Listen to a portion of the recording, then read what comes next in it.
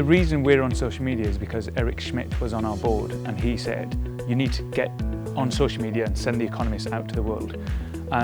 So that was about 2 years ago now we started with that experiment in social media. The newspaper's been going since 1843, but now in 2015 we started a social media team, and we've realised that social media has been very, very useful to us.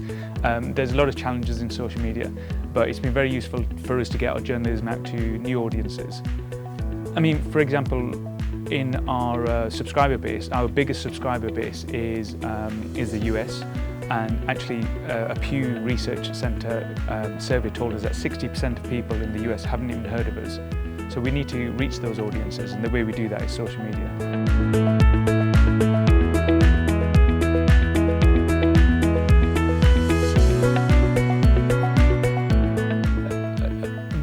The publisher, the newspaper, the editors, the journalists, we're independent, we have to be independent.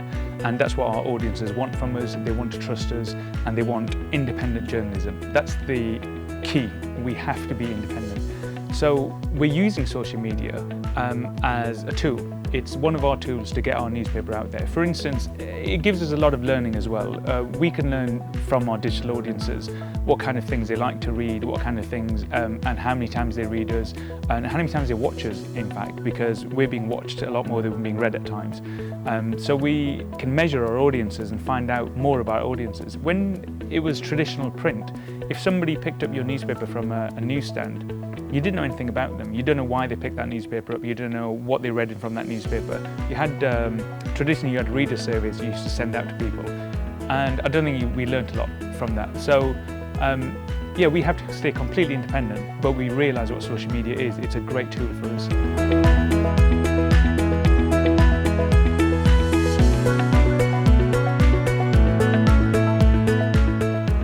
We've seen a huge fight recently with fake news or disinformation, whatever you want to call it, misinformation.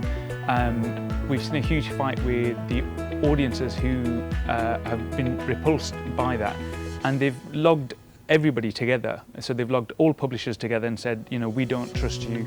And we actually last year, in October 2016, were the newspaper that came up with the winning idea for the Trust Project. And the Trust Project takes us into publishing our guidelines on how we do our journalism and how important journalism to us, what we believe as a newspaper. And that's useful for humans, so they can read our guidelines and see, they can trust us. But it's also useful for machines. So Google, for instance, there's a few search engines now who are getting into their algorithms recognizing that certain newspapers have got these trust signals, and that's hopefully they're going to learn how to serve content to audiences. I think audiences are a lot smarter about what's going on, and they are able to see the difference between what is you know, a trusted news source and what is not a trusted news source. And we can help with that by basically keep doing what we always did, be independent and, you know, tell the truth. And social media can help us with signals, for instance. They can help audiences with more badging, you know, resurfacing our content, etc. So there's got to be a relationship there whereby if social media want to survive, they have to tell people the truth too, because audiences are getting more and more less tolerant of fake news.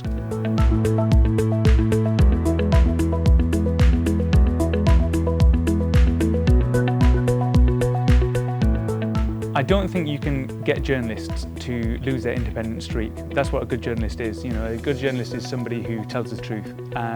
So whichever tool we're using today, whether it be social media or a physical delivery truck, we want to get our stories to you. And we want to get our stories to you because we feel they're important and we're telling you something about the world that you probably didn't know. And sometimes we're telling you things you didn't even know you wanted to know.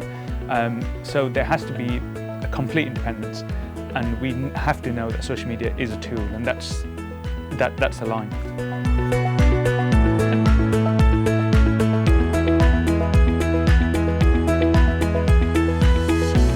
This is my first time in Buenos Aires, and I really like it. I'm a bit upset that I didn't learn a lot of Spanish before I came here. I've learned how to say coffee with milk, but apart from that, I'm really loving it. It's a beautiful city. And it's a great collective of minds sharing information. That's what Wanifra is doing.